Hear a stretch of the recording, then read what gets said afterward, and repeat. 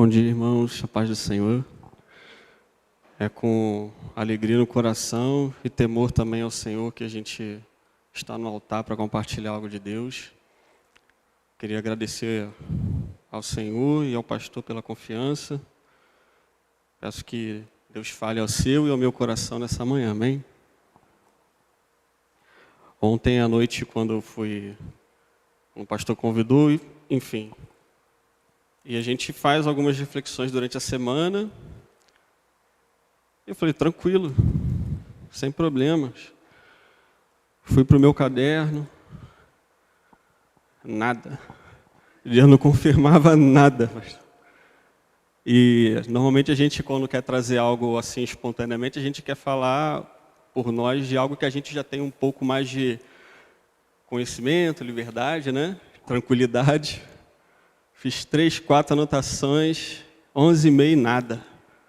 Não é isso. Eu fazia assim, ó, no caderno. Falei, não é isso. E eu orando, e Priscila ontem estava trabalhando. Ela chegou quase meia-noite ontem. Então eu botei as crianças para dormir depois do horário 9h30. Falei, bem, rápido, né? Nada. 11h40, nada. Enfim, graças a Deus, porque Deus, assim, estava ministrando algo para que não viesse realmente da minha vida, né? Algo que não viesse simplesmente de um conhecimento, que eu creio que Deus usa o que a gente estuda, Ele revela, né? E Deus me trouxe uma mensagem que tem até muito a ver com o tema de janeiro, da igreja, que está sobre esperança, né? Resplandecendo a esperança. E Deus me trouxe essa mensagem da esperança que nos espera. Eu queria convidar você a abrir o livro de Tito, que eu compartilhei até a semana retrasada com 2 amigos também. Apesar do livro a gente ter conversado sobre outra coisa, Deus já me levou para outro caminho no mesmo livro. A gente vai percorrer esse livro. É pequeno, eu não vou explorar basicamente algumas partes do livro inteiro. E eu queria, antes da gente começar, pedir mais uma vez que você abaixasse sua cabeça e pedisse ao Senhor que deixasse o seu coração fértil para que possa receber a palavra do Senhor. Pai, em nome de Jesus, pedimos que a Tua presença, Pai, continue no nosso meio, Deus, e que o nosso coração, Pai, possa estar sedento do Senhor, Pai, e absorver, Pai, tudo aquilo que vem de Ti, Pai, em nome de Jesus. Amém. E Deus me trouxe a reflexão que já parou para imaginar quantas pessoas nesse período de pandemia têm feito coisas boas uns para os outros, né? De ajuda, de boas práticas, boas obras, né? A gente tem visto muitas ações pela internet, tanto de cesta básicas, ajuda a famílias, enfim, vários tipos de ajuda, até hospitalar mesmo. A gente tem visto grupos de médicos, né, fazendo plantões diferenciados, até sem cobrar em algumas localidades para poder fazer o atendimento, né? E a gente tem visto isso proliferando, né, nesse período. Isso é muito bom, né? Isso é muito bom. E Deus me trouxe um pensamento. O que nós, como cristãos, somos esperança para alguém? Nesse sentido que eu queria que você pensasse. Será que eu sou a esperança de alguém? Será que eu, como cristão, sou a esperança realmente de alguém? E é um tema muito complicado, porque há uma divergência muito grande ainda assim, essa questão de boas obras, e as pessoas focam nisso de uma forma que Deus me trouxe a trabalhar no meu coração ontem à noite e no seu também. 1 Tito 1, de 1 a 2. Eu queria que você lesse esse verso comigo. Tito, capítulo 1, de 1 a 2, inicialmente.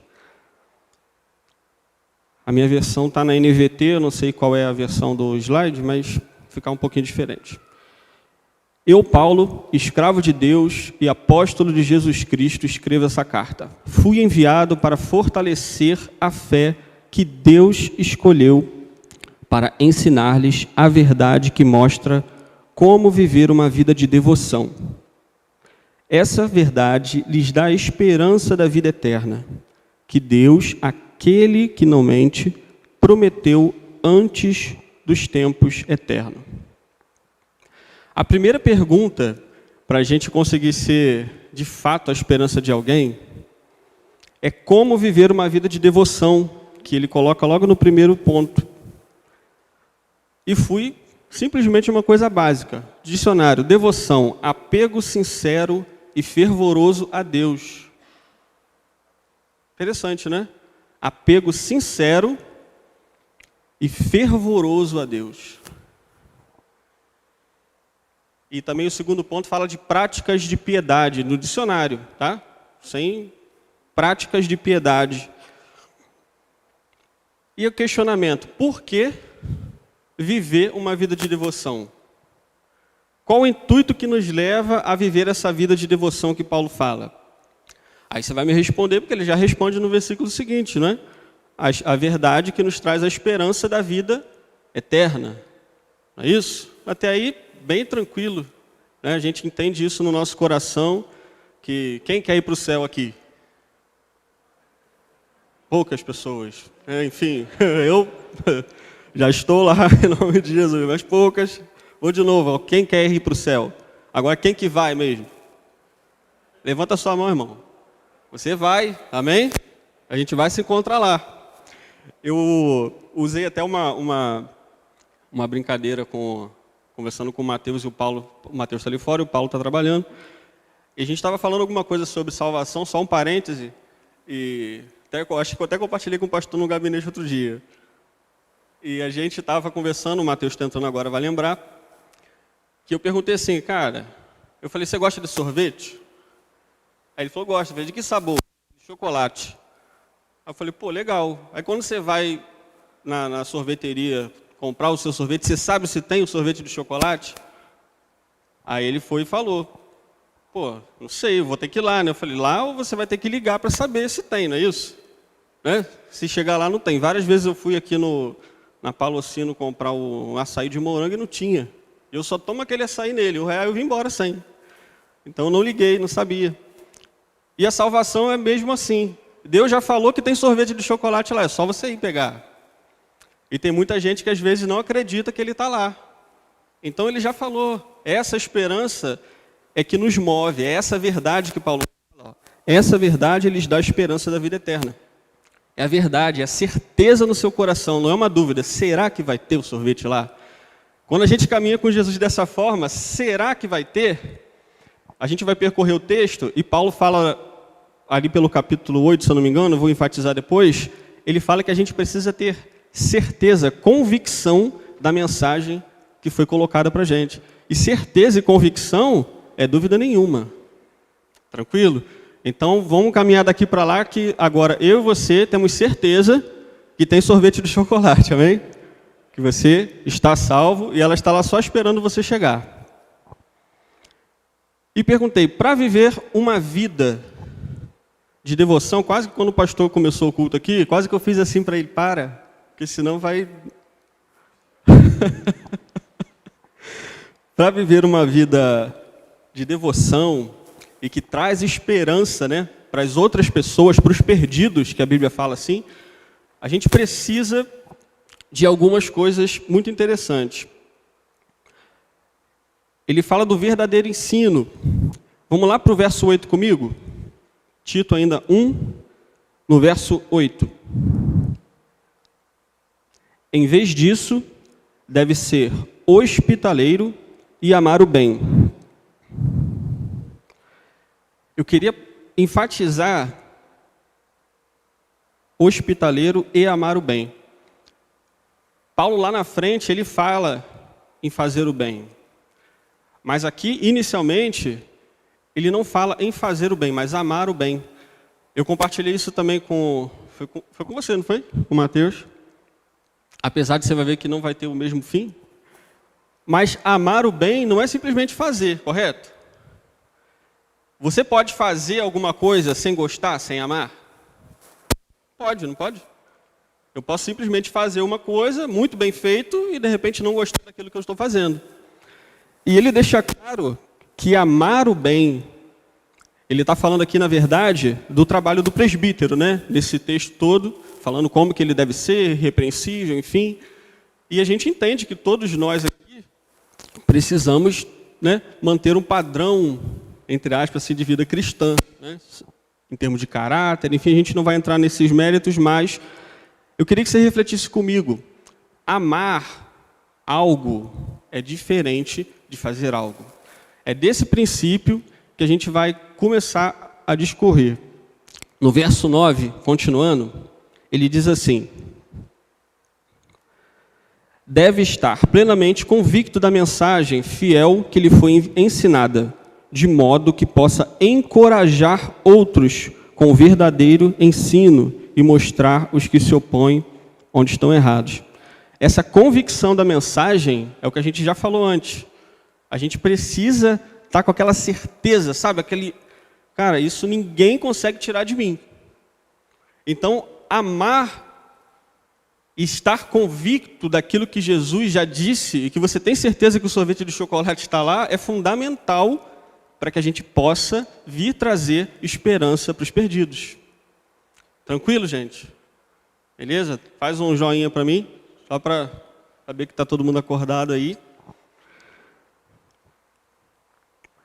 E ele continua falando quando encorajar e incentivar. São coisas muito simples, né? Mas a gente percebe que essa palavra de encorajamento, de incentivar o quê? É muito vago, né? Você vai falar o quê? Vou encorajar e incentivar o quê? Gente, é muito simples. É encorajar e incentivar essa caminhada com Cristo. Porque a gente sabe que quem vive com Cristo sabe que a caminhada, por mais que o fardo seja leve, a gente continua tendo que levar a nossa cruz. E tem hora que precisa de uma ajudinha, igual no caminho da cruz, para alguém lá e dar uma ajudinha para você. Nós temos que estar prontos para isso. Isso faz parte das boas obras. Animar, incentivar, é transbordar isso que tem dentro da gente, para que todo mundo que está em volta perceba e dê aquela respirada, não, beleza, vou continuar. Sabe? A gente precisa ser esse motivador de esperança e praticar, sim, essas boas obras. No verso 7, agora também no livro de Tito,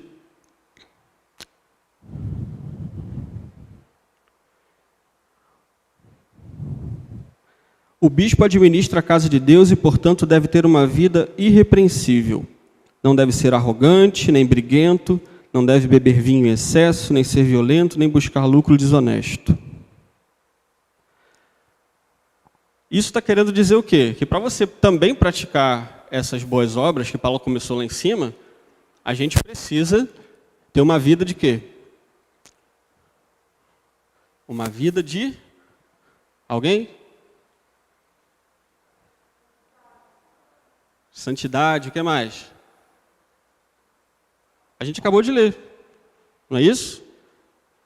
Irrepreensível, que ninguém tenha nada do que falar, né? Então a gente tem que, não pode estar devendo a ninguém, honrar nossas dívidas, sabe? Se você fez alguma coisa de errado, você precisa se consertar. A gente precisa ter esse norte para entender que para a gente ser um agente de esperança, praticar as boas obras, existem sim alguns requisitos que Paulo está elencando aqui.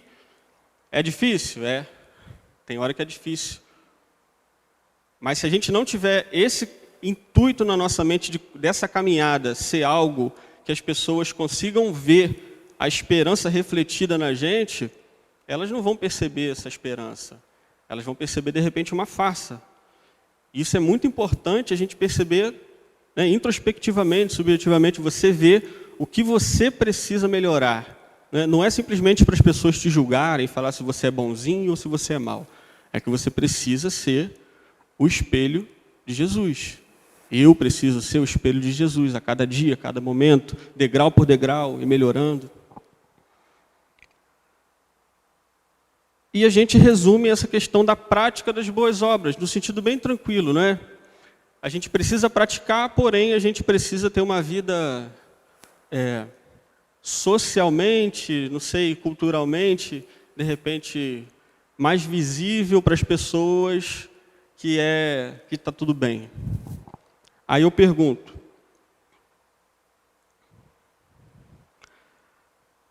adianta fazer tudo isso, né? Prática de boas obras, a gente ajudar com a cesta básica, a gente acolher famílias. Enfim, você pode dar outros exemplos aí. Mas se a minha vida ela não condiz com essa externação, se é que existe essa palavra, da esperança de Jesus que reflete em nós, será que eu, Luiz, eu tenho refletido algo verdadeiro? Será que as boas obras que eu tenho feito simplesmente são para fazer? Ou porque, como Paulo diz, eu amo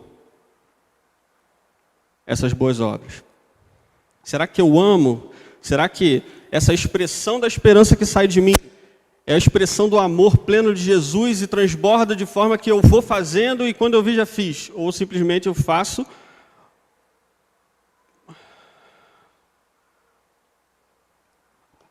para botar no feed? Não é? A motivação que tem levado às boas obras é a motivação de amar as boas obras ou de fazer as boas obras? Essa é a reflexão que eu queria, que Deus trouxe na minha mente ontem e que bateu muito comigo e que eu quero que você reflita. Amar ou praticar são coisas diferentes, porém, é óbvio que a prática é a externação desse amor. Verso 16, também de Tito.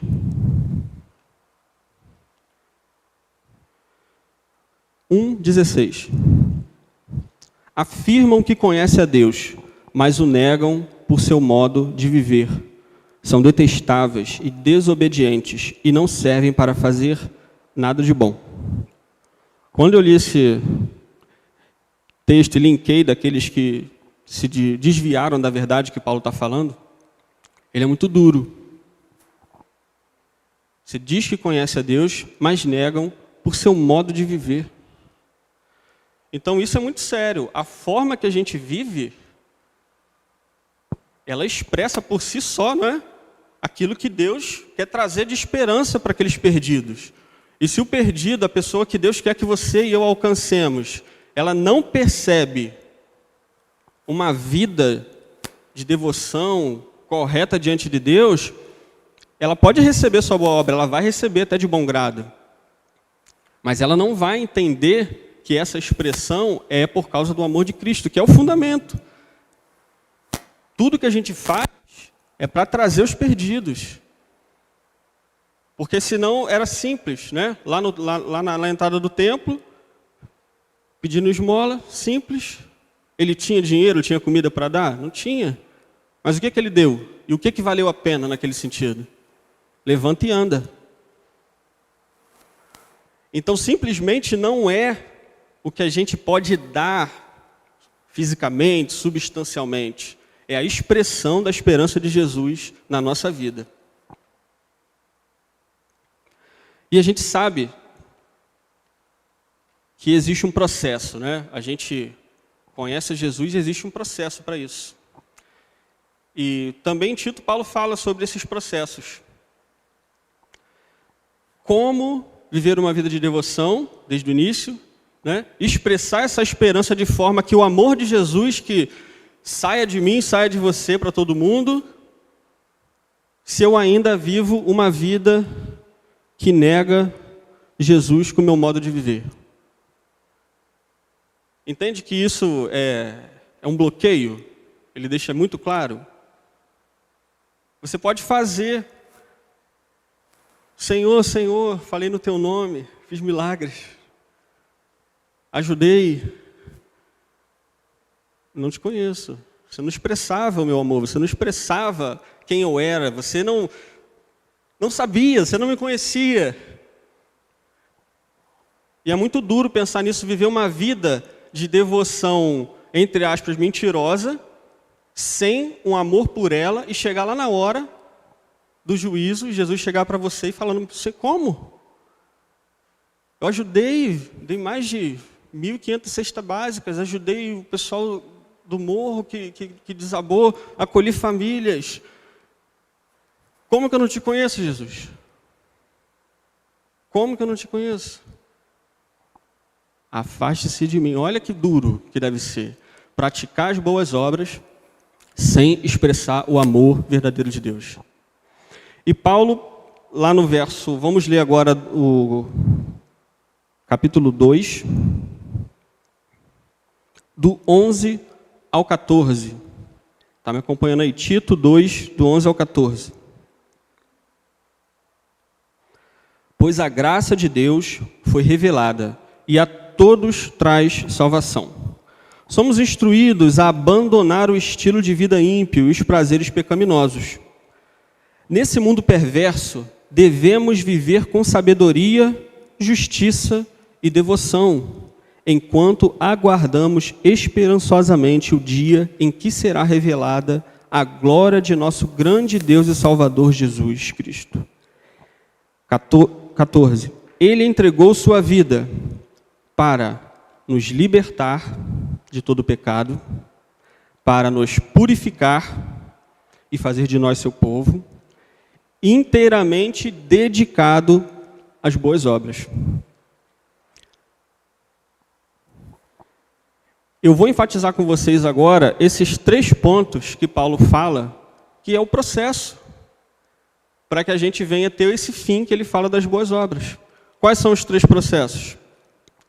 Nos libertar, purificar e aí sim praticar as boas obras. Foi isso que a gente leu até o 14.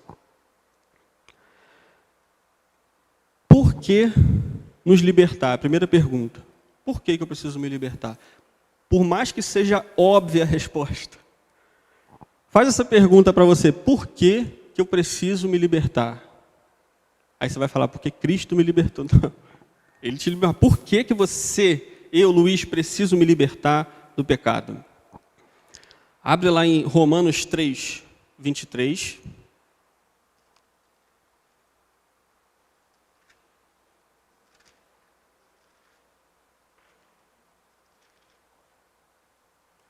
Romanos 3, 23.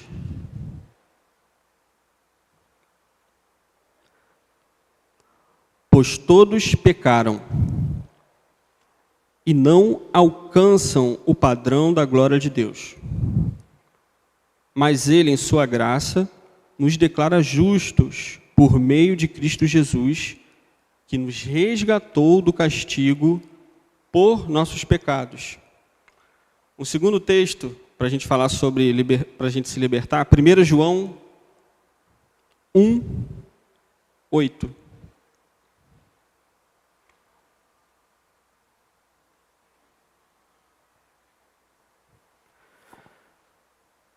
Primeira João 1, 8. Se afirmamos que não temos pecados, enganamos a nós mesmos e não vivemos na verdade. Mas, se confessamos nossos pecados, Ele é fiel e justo para perdoar nossos pecados e nos purificar de toda injustiça. Se afirmarmos que não pecamos, chamamos Deus de mentiroso e mostramos que não há em nós lugar para a sua palavra. Eu queria trabalhar esse primeiro ponto de se libertar com uma pergunta simples. Todos nós pecamos e todos nós vamos continuar a pecar, correto? Então, às vezes quando a gente começa na fé, isso pode parecer um pouco contraditório, não é? Porque se para eu conseguir expressar a esperança e o amor de Jesus, eu preciso me libertar do pecado, mas eu não paro de pecar, não é? A grosso modo é um pouco contraditório. Só que a gente sabe, tem uma coisa chamada, que todo mundo já ouviu falar, de pecado de estimação. Que você leva ele durante vários anos, de repente, meses, e você já não vê mais problemas em algumas práticas que são erradas. É diferente de um erro. Por exemplo, ontem Eu estava com meus filhos e tal, sozinho, e começou os dois a chorar ao mesmo tempo, sabe? Aquela situação maravilhosa. Aí acalmou, os dois fizeram desculpas pelo número 2 ao mesmo tempo. Um me chamou no banheiro, a outra chorando porque estava sujo. Eu me estressei e gritei com os dois em casa sozinho. Foi aqueles 3 segundos, acabei de gritar, bateu aquele negócio, aquele... Gente, nada, sabe, que falta de... E aquilo, assim, me deixou muito mal durante alguns minutos, sabe? Um erro bobo, gritar com uma criança por causa, sabe? E eu perdi a paciência naquele momento. E fiquei muito mal, assim, de verdade. Botei os dois para dormir e fui orar, pedir perdão a Deus por isso, porque eu fiquei muito mal, de verdade, de coração. E a gente tem pequenas coisinhas que no dia a dia a gente acaba, sabe, vacilando. E o que eu queria colocar lá em 2 Coríntios 12, você não precisa nem abrir, é só a história de Paulo, que ele fala do famoso espinho na carne. Por que eu queria tratar esse libertar com um paralelo nesse texto? Porque eu vejo muitos crentes lendo esse texto para validar pecados, para validar uma caminhada com Cristo tranquila. Não, isso aqui eu levo porque é meu espinho na carne. Isso aqui eu pratico porque não tem jeito, cara. Isso aqui, sabe, eu sou Paulo. Quase que a pessoa fala isso. E se enche. E Paulo fala ainda, né, que eu me alegro por esse espinho. Eu me alegro, fico feliz de ter ele para me lembrar que eu sou humano e não tenho orgulho, né? Gente, essa interpretação é totalmente equivocada e fora de todo o contexto da Bíblia. Isso não existe. Eu sei que é um assunto controverso, eu não vou entrar na questão da teologia, porque tem linhas teológicas que falam que simplesmente isso era uma doença, literalmente, de Paulo, que ele tinha um problema físico que limitava. Tem outras interpretações que falam que ele, em algum momento, ele pegou malária e teve problema na vista, para poder... Então ele tinha dificuldade. Em alguns textos ele até fala que ele escrevia com letras grandes, literalmente. Tem muitas histórias referentes a isso. O que seria? Mas o ponto não é o que Paulo tinha. O ponto era que era algo para que ele não se orgulhasse dele mesmo. E muita gente anda, às vezes, numa vida de pecado, sabe, eu não preciso me libertar disso. Por quê? Porque Paulo tinha também. E tem até algumas traduções mais antigas que falam que era um pecado até... mais nesse cunho sexual, alguma coisa assim. Tem uma linha teológica também que pensa isso. Enfim, são linhas de interpretações que às vezes não tem muita validade. Por quê? Porque esse não é o fundamento. Por que a gente precisa se libertar, gente? Paulo poderia ter, qualquer linha dessa ele poderia ter. De verdade, ele poderia ter qualquer linha dessa. Mas eu acredito que se ele tivesse um pecado que ele lutasse, ele já estaria vencendo há muitos anos nessa jornada de 14 anos. Ele poderia ter até a tendência, a vontade. Mas ele fala que o espinho era na carne, não era no espírito.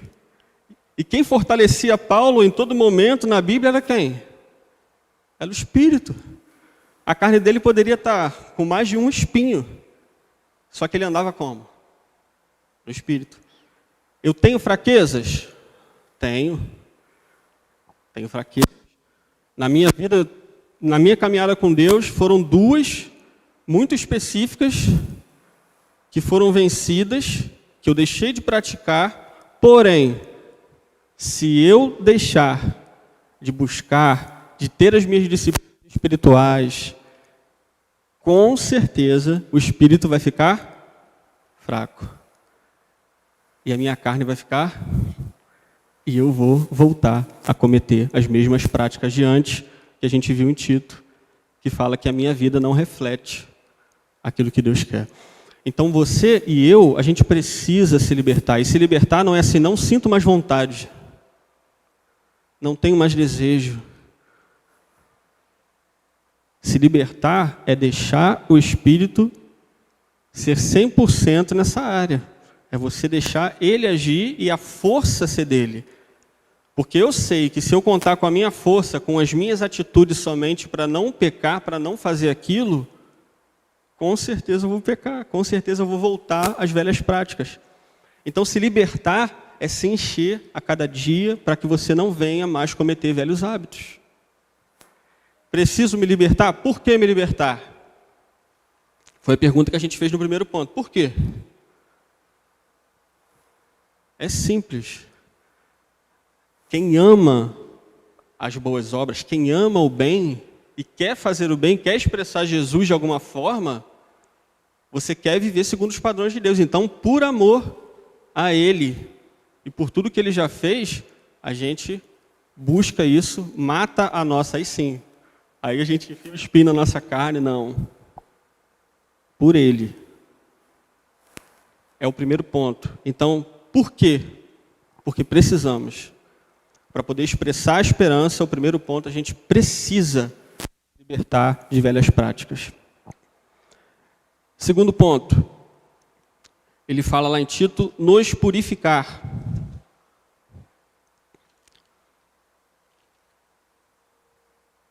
Para nos purificar e fazer de nós seu povo. Purificar é o que, gente? Purificar é você estar limpo, não é? Você deixar, obviamente, as práticas antigas, mas, por exemplo, você pega... Às vezes eu pego meus filhos... Exemplo horrível, mas foi o que veio na cabeça. Às vezes eu pego meus filhos lá que estão pai do céu. Então, quando dá comida, né?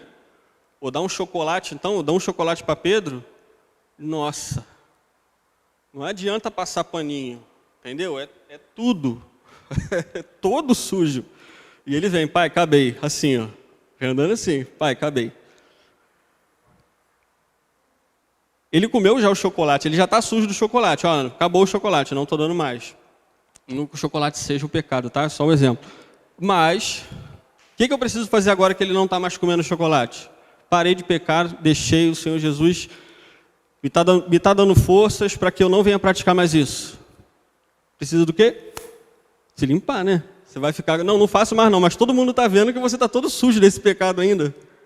Cara, mas você está todo sujo, como é que você não faz? Não, isso aí foi ontem, anteontem, imagina, você comeu o chocolate, você lambuzou e está 3 anos sujo, para todo mundo ver. Não é estranho? Então Paulo fala que a gente precisa se purificar, se limpar, trocar as vestes, deixar tudo bonitinho, para todo mundo ver que agora sim você está refletindo algo de bom, algo limpo. Como fazer isso? Aí vem o que o pastor começou no início, eu pedi para ele parar. Como que o crente se purifica? Não é uma pergunta lógica, porque é muito fácil a gente ler, não, eu preciso me libertar, preciso me purificar, e fica tudo muito vago, não é? O que é purificar? Purificar é quando a gente começa a renovar a nossa mente, o nosso coração, as nossas atitudes. Como que eu faço isso, Luiz? Gente, é simples, o pastor já deu a dica no início. Práticas e disciplinas... Acho que está certo. Práticas e disciplinas espirituais. Como que eu me purifico? Oração. A Bíblia renovando a sua mente. Só isso? Não. Também não consumindo aquilo que te suja. É óbvio. O pastor no sábado, no culto de jovens, ele deu, né? Desculpa a expressão aí, mas deu uns tapas na cara da juventude bonito. Quem estava aqui ouviu, percebeu, com muita autoridade, confiança, e as pessoas entenderam. Não adianta a gente querer se purificar consumindo lixo. Vendo lixo, consumindo lixo. E achar que tudo... Não, agora já me libertei, dei uma lavadinha, mas de vez em quando eu vou pegar mais um pedacinho de chocolate aqui, só para não esquecer. Isso nunca vai funcionar. Essa purificação nunca vai ser completa. Então, eu até conversei, eu estou falando muito que na semana... Foi nessa semana, né, Matheus, que a gente trocou aquela ideia? E a gente estava conversando de outras coisas e tal, e realmente, eu mostrei para ele assim, como que eu faço? Do exemplo pessoal, tá? Estou abrindo meu coração para vocês. Às vezes eu estou no Instagram, pá. vi um post que não rola, de verdade, na hora, paro de seguir, seja quem for. Não me importa. Se eu estou assistindo alguma coisa no YouTube, uma mensagem, alguma coisa, veio um canal que eu sigo, que botou alguma coisa que não me agrada, na hora paro. Por quê? Eu preciso cuidar com aquilo que eu me alimento, não adianta. E hoje, principalmente depois dessa pandemia, a galera, né, ela inundou as redes sociais. Quem não tinha, tem. Né? Então ficou uma vida muito online. Então a gente precisa se policiar e falar coisas de verdade, coisas que vão nos purificar. Então não adianta. Paulo fala antes da gente fazer as boas obras, primeiro, nos libertar. Depois, nos purificar. Em Mateus 3,15, se você quiser abrir, eu vou ler de qualquer forma. 13,15, desculpa. Mateus 13,15.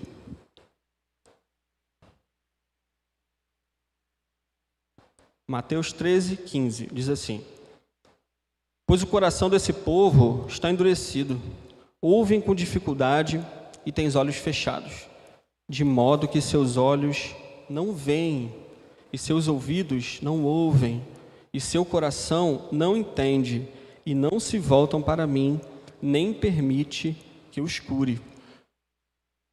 Para você se purificar, você tem que permitir. E ele fala dos sentidos nesse texto. Então, aquilo que você ouve, que você vê, e o que você fala, ele vai ter total importância nessa purificação que Paulo está falando. Então, primeiro ponto, nos libertar. Segundo ponto, nos purificar. E aí sim, o terceiro ponto, dedicado a boas obras. Lá também, no finalzinho do texto que a gente leu de Tito 2,14. E fazer de nós, seu povo, inteiramente dedicado às boas obras. Eu vou ler 2 textos também com você. Efésios 2,10.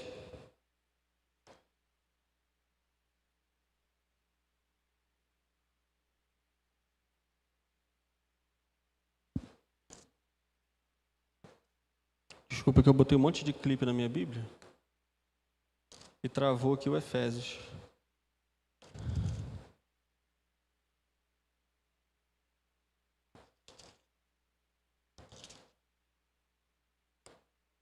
Efésios 2,10. Pois somos obra-prima de Deus, criados em Cristo Jesus, a fim de realizar as boas obras que Ele de antemão planejou para nós. Criados em Cristo Jesus, a fim de realizar as boas obras que de antemão preparou para nós. Eu vou ler um outro texto antes de comentá-lo. Tiago 2,17.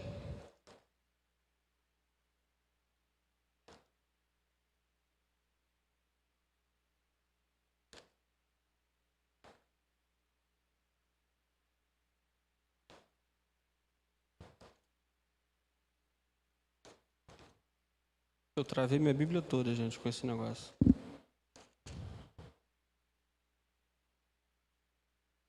Esses 2 textos, eles foram hoje de manhã.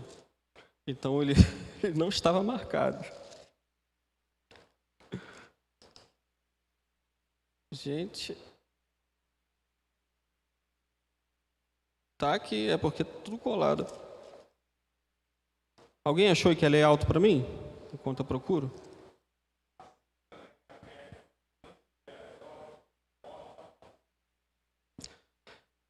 Então, a fé sem obras é morta, isso todo mundo já conhece.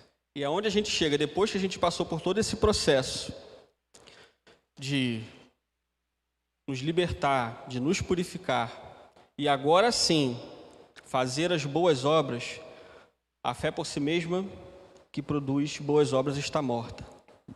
Aí sim, a gente começa a expressar o amor de verdade de Jesus. E uma pergunta... Paulo fala lá no início que a gente leu em Tito, que o que nos motiva, essa esperança, é para aquilo que nos foi mostrado antes da criação, que foi a vida eterna. É essa esperança. Se eu me libertar, me purificar e me dedicar às boas obras, tudo isso me habilita agora para ser salvo? Não. O mais legal é isso, né? Não me habilita para ser salvo. A gente está falando que te habilita para você expressar um amor, de repente, sincero, através da esperança. Mas isso não me habilita, de forma nenhuma, para ser salvo. Não é intrigante? Você passa pelo processo para expressar o amor de Jesus e mesmo assim, isso não se habilita. Por quê? Porque tudo precisa ser feito com a expressão do amor de Jesus. Por mais que a gente siga passos, definições, processos, o amor de Jesus, se ele não tiver contagiante, e ele fala no texto lá que a gente leu em Tito, deixa eu lembrar de cabeça, eu não lembro. Mas ele só um minuto. A palavra é mais bonita de usar. Quando ele fala da devoção fervoroso a Deus.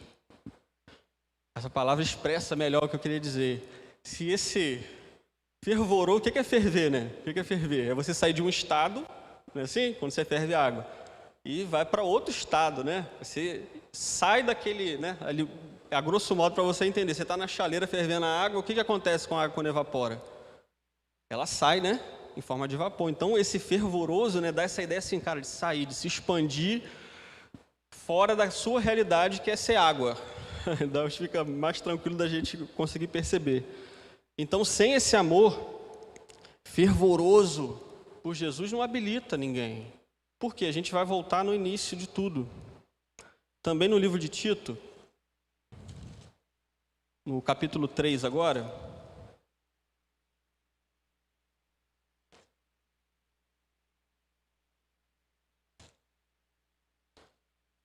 vamos ler do 1 ao 7, tá bom?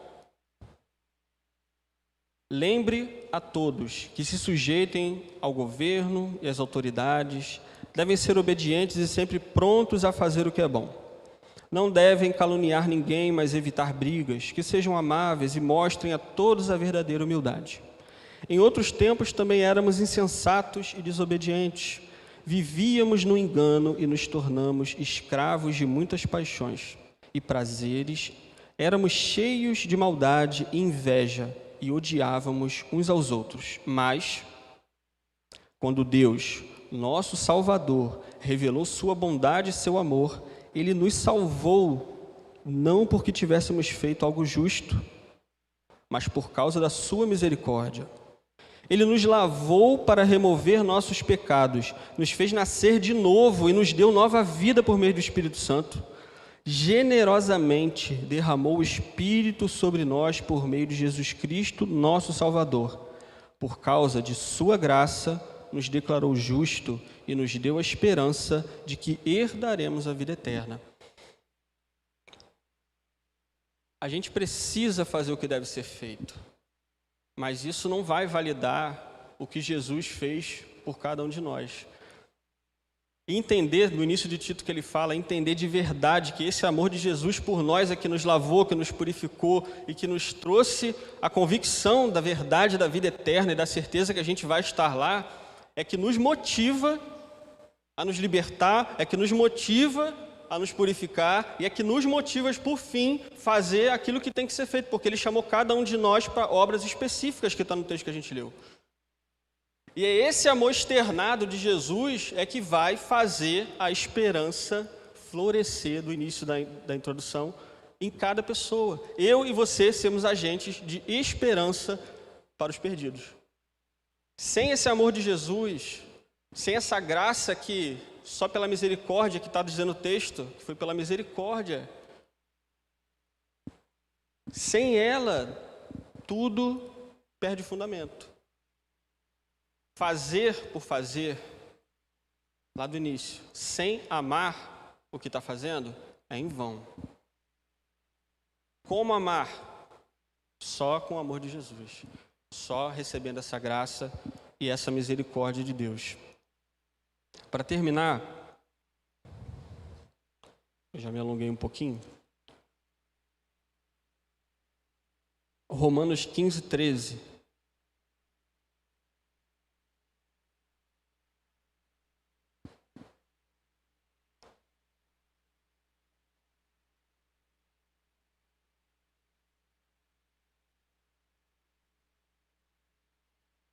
Romanos 15, 13. Que Deus, a fonte de esperança, os encha inteiramente de alegria e paz, em vista da fé que vocês depositam nele, de modo que vocês transbordem de esperança pelo poder do Espírito Santo. Só Ele que enche, Ele que faz transbordar a esperança. Sem isso, qualquer obra feita, ela é em vão para alcançar os perdidos. Esse é o nosso intuito.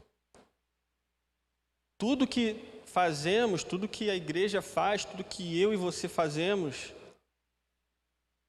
é para levar as boas novas, é para levar o amor de Jesus. Então, sem isso no coração, as boas obras perdem a sua validade total. Que a gente consiga ficar com essa esperança de, mais uma vez o texto, que Deus, a fonte da esperança, os encha inteiramente de alegria e paz em vista da fé que vocês depositam nele, de modo que vocês transbordem de esperança pelo poder do Espírito Santo. Eu e você transbordando a esperança através do Espírito Santo. A busca dele, ser cheio dele, transbordar nele, vai nos levar a deixar o pecado, vai nos levar a nos purificar e vai nos levar a praticar boas obras. Amém? Queria que você curvasse sua cabeça e agradecesse ao Senhor. E se quiser, pode fazer essa oração comigo. Senhor, em nome de Jesus, Pai, o anseio, Pai, a vontade, Deus, do nosso coração, Pai, é realmente trazer o Teu amor, Pai, para quem ainda não conhece, é transbordar, Senhor, o Teu Espírito Santo, Pai, em cada um de nós, através da Tua esperança, da fé em Jesus. Pai, em nome de Jesus, Senhor, nos ajuda, Deus, a caminhar contigo de forma correta, Deus. Sermos irrepreensíveis, Deus, e que as vidas conheçam o Senhor através de nós. Eu te agradeço pela tua mensagem no meu coração. Peço que o Senhor me ajude em toda a mudança necessária, Pai, e ajude também a meus irmãos em tudo que for preciso, para que a esperança do Senhor transborde em cada vida. No nome de Jesus, Pai, eu te agradeço. Amém, Pai.